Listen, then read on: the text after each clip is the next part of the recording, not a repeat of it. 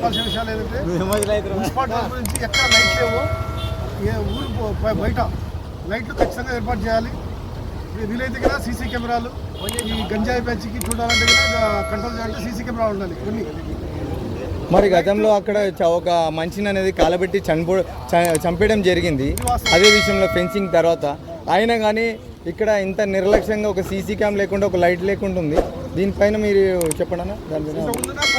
గత గవర్నమెంట్ చాలా నిర్లక్ష్యం చేసింది. దానివల్ల జరిగిపోయినవి కొన్ని మటర్లు కాల్చడం జరిగింది.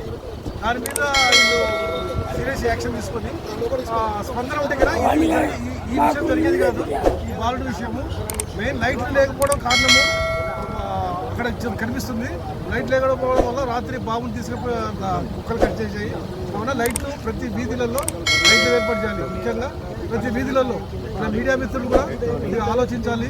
ఎక్కడ వాళ్ళ మీకు కంట్లో ఏ పోలుకు లైట్ లేకపోతే కనిపిస్తే కొద్దిగా పోలీసు నిఘా ఏర్పరచాలి, పెట్రోలింగ్ ఏర్పరచాలి. లైట్లు అయితే ప్రతి వీధిలో ప్రతి స్తంభానికి లైట్లు ఉండాలి. ఆ ఒక్కటి మా రిక్వెస్ట్.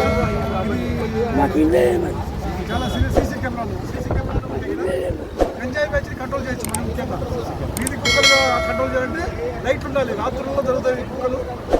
దయచేసి ఇది మున్సిపాలిటీ సీరియస్ తీసుకోవాలి.